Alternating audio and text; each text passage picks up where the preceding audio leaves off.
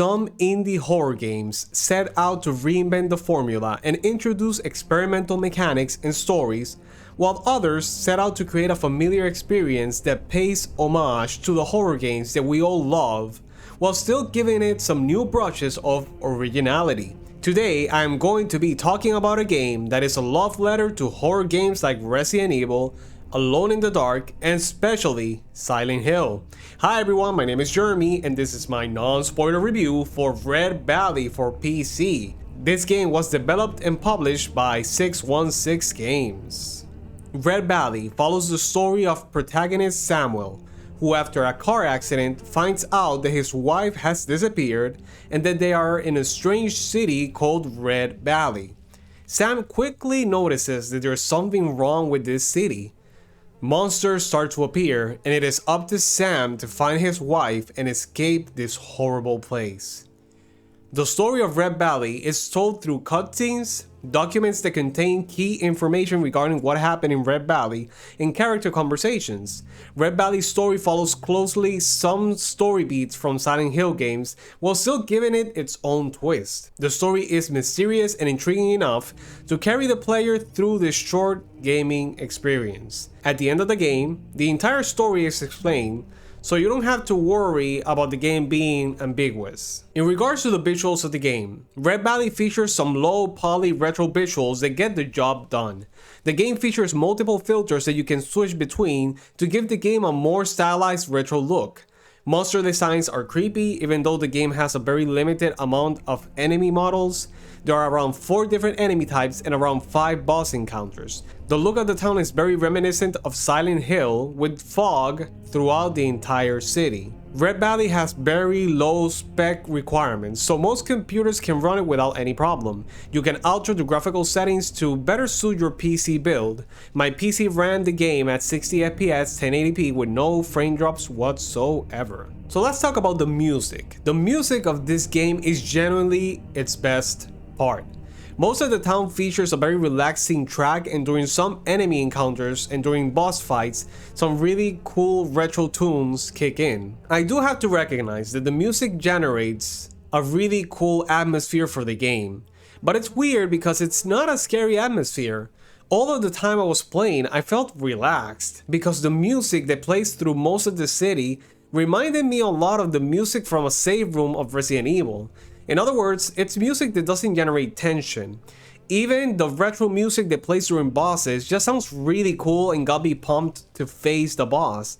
In this sense, the music does not generate a tense, scary atmosphere, but it does generate a really enjoyable, spooky atmosphere in general that does a really good job of keeping you engaged to the end of the game.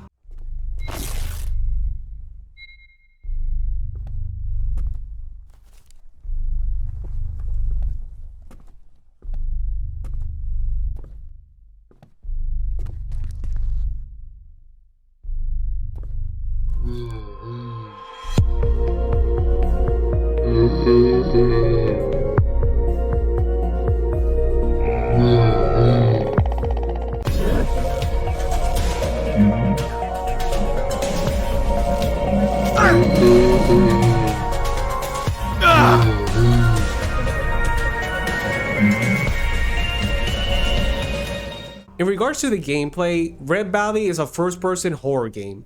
At the beginning of the game, you get an axe, which is your melee weapon to face off against monsters that are scattered along the way. Later on, you get a handgun and a shotgun. You will have to explore Red Valley City to find key items and documents to open new areas and advance the story. There is some level of exploration, even though it is limited because it's a small game. You will explore not only to find the key items and documents, but to find bullets so you can continue using your guns. The game has regular enemies that you'll face off along the way and that you will have to kill, and it also features proper boss encounters. Red Valley is a short game. It only takes around 1 hour to complete depending on how fast you progress. However, I do have to say that despite the game being short, you get a really complete and fun experience. So let's talk about the cons and the pros of this game. In what regards to the cons, my main issue with Red Valley was the bugs that really took me out of the experience. I'm just gonna mention to you guys some of the bugs that I experienced. First of all, at the beginning of the game, I open up the settings and I chose to change the filter because the game offers you multiple filters. And among them is a PS2 filter which makes the game look cleaner. For some reason, each time I died, I had to change the filter again because it always defaulted back to the worst looking filter, and that was really annoying. Secondly, the axe, which is the melee weapon that you get at the beginning of the game, became unusable after acquiring the handgun, and this was a real big problem because if I ran out of bullets, I could not defend myself. Third, the ammo amount at the bottom of the screen froze at different times, which meant that you didn't know how many bullets you still had. Fourth, sometimes I could not shoot with my gun for some reason, but after I died, I could shoot. It was something really random. Fifth, when you transition from a closed building to the streets of the city, there's an animation of a door opening just like in the old Resident Evil games. While that transition is taking place, if there is a monster at the other side of the door, they can attack you and kill you before you have control of your character, which really sucks.